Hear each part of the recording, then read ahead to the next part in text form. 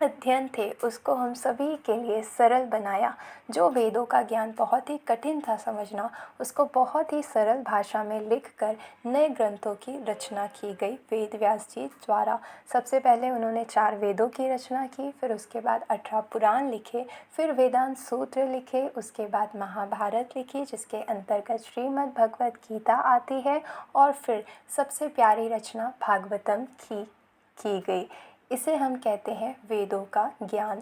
ये सभी बहुत ही सरल भाषा में है, और जब भी हम इनसे जुड़ते हैं तो समझिए हम ईश्वर से जुड़ जाते हैं, क्योंकि इसे लिखने वाले तो स्वयं ईश्वर हैं, स्वयं श्री कृष्ण का अवतार है।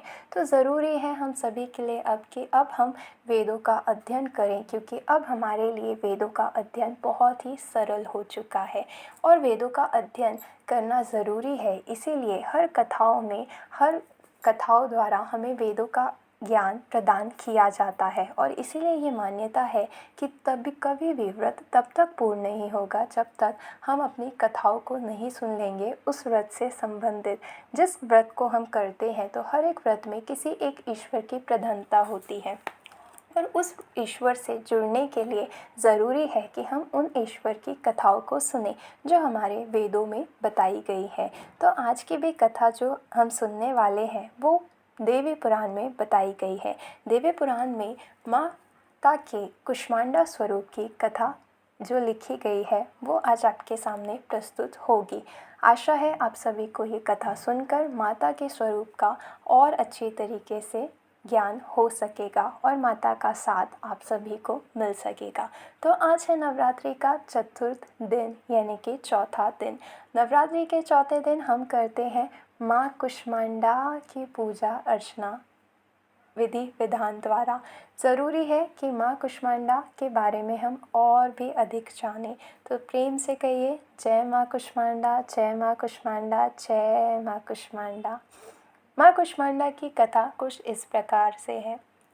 एक बार की बात है जब इस सृष्टि में कुछ भी नहीं था और समस्त ओर बस अंधकार था, अंधकार था, अंधकार था। उस समय एक तेजोमय, बहुत ही प्रकाशमय महाशक्ति उत्पन्न हुई, और ये महाशक्ति है माँ कुष्मांडा। माँ कुष्मांडा की तेज इतना गहरा था कि माँ कुष्मांडा की उत्पत्ति के साथ ही ये समस्त जगत प्रकाश से भर गया। जहाँ सिर्फ अंधकार था, अब वहाँ सभी ओर प्रकाश ही प्रकाश नज़र आ रहा था। और माँ कुष्मांडा ने उत्पन्न होते ही मंद सा मुस्कुराया, और माँ की मंद मुस्कान से ही इस ब्रह्मांड का सृजन हुआ, यह ब्रह्मांड उत्पन्न हुआ। तो हमारी देवी पुराण के अनुसार माँ कुष्मांडा की मंद मुस्कान से ही इस ब्रह्मांड की उत्पत्ति हुई है, और माँ कुष्मांडा के द्वारा ही हम सभी का अस्तित्व में आ सका। जय माँ कुष्मांडा, जय माँ कुष्मांडा, जय माँ कुष्मांडा। और कुष्मांडा ने केवल मुस्कुराकर इस समस्त ब्रह्मांड की उत्पत्ति कर दी। तो सोचिए माँ कुष्मांडा की मुस्कान कितनी प्यारी होगी। कुष्मांडा का अर्थ होता है दिव्य मुस्कान। माता की मुस्कान वास्तव में दिव्य है, क्योंकि जब भी आप माता की मुस्कान को देखेंगे तो आपके हृदय में एक अपार शांति और सुकून का एहसास होगा। और यही एहसास होता है जब हम दिव्यता को देखते हैं, तो दिव्यता के दर्शन से सुकून मिलता है। तो माता की मुस्कान इतनी दिव्य है कि माता ने सिर्फ मुस्कुरा के, और वो भी स्मित मुस्कान, यानी कि सिर्फ मंद सा मुस्कुरा के इस समस्त ब्रह्मांड की उत्पत्ति कर दी। और फिर माता द्वारा ही अनेकों शक्तियों की उत्पत्ति हुई, जिनके द्वारा आज इस ब्रह्मांड का सृजन अच्छी तरीके से हो पाता है। जय माँ कुष्मांडा, जय माँ कुष्मांडा, जय माँ कुष्मांडा। इसके पश्चात माँ कुष्मांडा ने सूर्य लोक में सूर्य के मध्य अपने आप को विराजमान किया, यानी कि सूर्यमंडल में जो बहुत ही ऊर्जा से भरा हुआ होता है, लेकिन हमारी माँ कुष्मांडा की ऊर्जा सूर्यमंडल की ऊर्जा से भी कहीं ज़्यादा अधिक है। इसलिए केवल माँ कुष्मांडा ही उस ऊर्जा को सह सकती है जो पिता सूर्यदेव की है। तो पिता सूर्यदेव के लोक सूर्यमंडल के मध्य में माँ कुष्मांडा ने खुद को विराजमान किया। इसका मतलब होता है माँ कुष्मांडा हमें सूर्य के मध्य में दर्शन दे सकती हैं। तो अब से जब भी आप पिता सूर्यदेव के दर्शन करें तो उनके मध्य में माँ कुष्मांडा के दर्शन भी अवश्य कीजिएगा। जय माँ कुष्मांडा। माँ कुष्मांडा की कथा हमें बहुत अच्छी बातें सिखाती है, जिसमें से 2 बातें बहुत ही प्रमुख हैं। सबसे पहली बात हमें माँ कुष्मांडा की कथा से ये सीखने को मिलता है कि माँ कुष्मांडा ने समस्त अंधकार को दूर कर सभी ओर प्रकाश ही प्रकाश कर दिया। इसका मतलब होता है हम सभी के जीवन में कितना ही अंधकार क्यों ना हो, अगर हम प्रेम से माता की पूजा करें, अर्चना करें, भक्ति करें तो माता हमारे समस्त अंधकार को दूर कर देंगी और हमारा जीवन प्रकाश से भर जाएगा, हमारा जीवन खुशियों से भर जाएगा।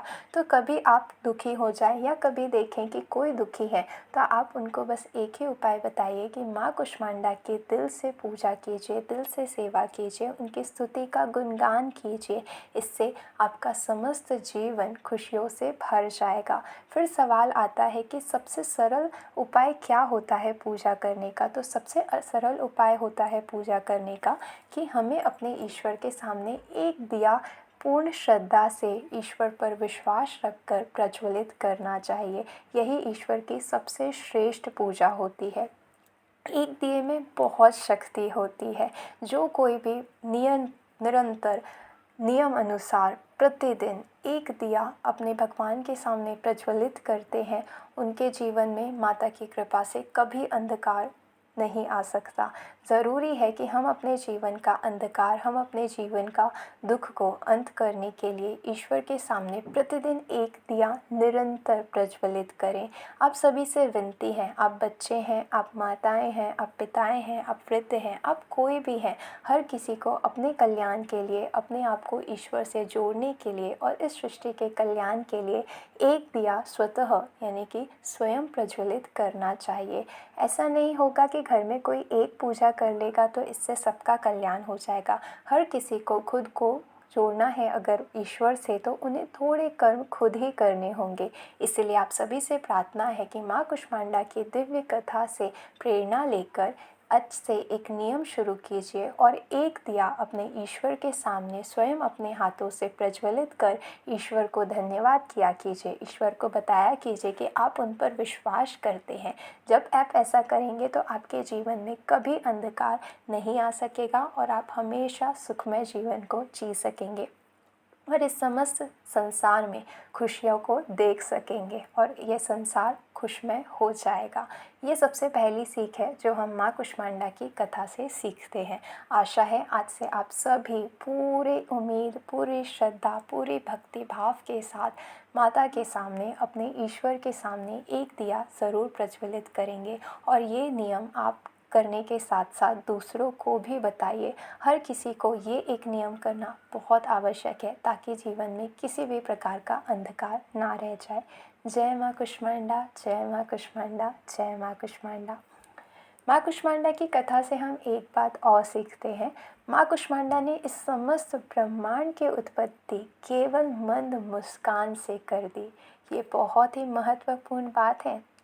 अगर हम इसमें गौर फरमाते हैं तो हमें इसमें सीख मिलती है कि जीवन में कितना ही अंधकार क्यों ना हो, अगर हम मुस्कुराते रहें, ईश्वर पर विश्वास रखें तो एक दिन समस्त अंधकार का नाश होगा और ईश्वर की कृपा से सब कुछ प्रकाशमय होगा, सब कुछ खुशमय होगा। इसलिए जीवन में कभी अगर विपरीत परिस्थिति आ जाए, सब कुछ अनुकूल ना नज़र आए, तो भी आप ईश्वर के सामने दिया प्रज्वलित करके मुस्कुराते रहा कीजिए। अगर जीवन मुस्कुरा के जिएंगे तो ईश्वर की कृपा से सब कुछ बहुत अच्छा हो जाएगा, समस्त अंधकार दूर होगा और सब कुछ प्रकाशमय हो जाएगा। माँ कुष्मांडा की कृपा सब पर बरसे। माँ कुष्मांडा की कथा सुन के जो कोई भी ये 2 नियम अपने जीवन में लेके आएगा, सबसे पहला नियम एक दिया अपने ईश्वर के सामने प्रज्वलित करना, दूसरा नियम परिस्थितियाँ कैसी भी हो सदा मुस्कुराते रहना। जो इन 2 नियमों का पालन करेगा उसने उन्हें माता की कृपा अवश्य प्राप्त होगी। माता करुणामय है, माता सब पर कृपा बरसाती है। माँ की ऊर्जा से ही हम सभी को ऊर्जा मिलती है। माँ के धन्यवाद देना हम सभी का कर्तव्य है। तो माता को सदा धन्यवाद दीजिए और माता की पूजा भक्ति कीजिए, जिससे सभी का कल्याण हो सके। माँ कुष्मांडा की कृपा से सबका कल्याण हो। माँ कुष्मांडा की कृपा से सभी को प्रकाश में जीवन प्राप्त हो। माँ कुष्मांडा की कृपा से अंधकार का अंत हो। माँ कुष्मांडा की कृपा से वेदों का प्रचार हो। माँ कुष्मांडा की कृपा से धर्म की स्थापना हो। माँ कुष्मांडा की कृपा से सभी को सुख प्राप्त हो। माँ कुष्मांडा की कृपा से सभी को भक्ति प्राप्त हो। माँ कुष्मांडा की कृपा सभी पर सदा सदा सदा बनी रहे। माँ कुष्मांडा की पूजा भक्ति करते रहिए, आप सदा सुखी रहेंगे। साथ ही साथ कुछ अच्छी बातें दूसरों को भी सिखाइए। जब भी देखिए कि कोई दुखी है तो उन्हें कहिए बस अपने जीवन में एक नियम लेके आइए और एक दिया अपने ईश्वर के सामने प्रज्वलित कर उन्हें धन्यवाद कहकर उन्हें बस इतना कहिए कि हम आप पर विश्वास करते हैं। फिर देखिएगा ईश्वर की कृपा से सब कोई सुखी होगा। जब समस्त संसार सुखी होगा तभी हर कोई सुखी हो सकेगा और सभी का सुख पूर्ण सुख कहलाएगा। जब सब सुखी होंगे तभी ये समस्त संसार वास्तव में पूर्ण सुखी होगा। तो सभी को सुखी करने का प्रयास हम सभी को करते रहना चाहिए। और माँ कुष्मांडा की कथा से हमने जो सीख ली है उसको अपने जीवन में लाने का प्रयास करना चाहिए। जय माँ कुष्मांडा, जय माँ कुष्मांडा, जय माँ कुष्मांडा, जय माँ कुष्मांडा, जय माँ कुष्मांडा, जय माँ कुष्मांडा। जय शिव शिवा, जय शिव शिवा, जय शिव शिवा, जय शिव शिवा। आनंद के सागर श्री राधे कृष्ण की जय। जय जय श्री राधे कृष्ण। हर हर महादेव।